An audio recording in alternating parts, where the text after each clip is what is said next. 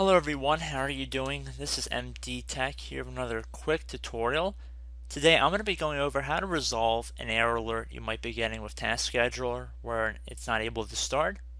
So this is going to be a very simple and straightforward tutorial, and we're going to start by heading over to the Start menu, and we're going to type in Services.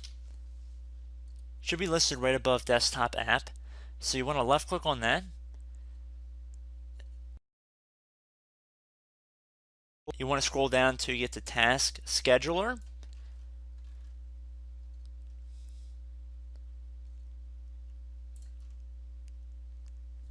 Right here. And then you want to right click on it and then left click on Properties. If it's not already set to automatic, make sure it's set to the automatic position.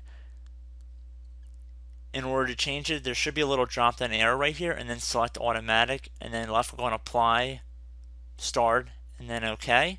However, in my case, it's already enabled, so that's why these options are grayed out. But again, you would set it to automatic, then click apply, start, and then OK.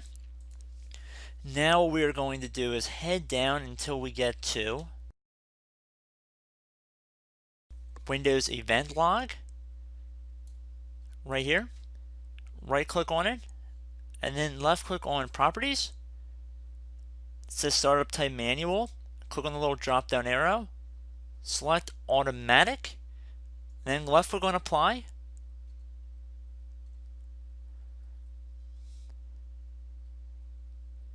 And then if for some reason it said service status stopped, then you would click on Start. However, since it's already running, we can skip over that step, and then we would just simply proceed to click on OK.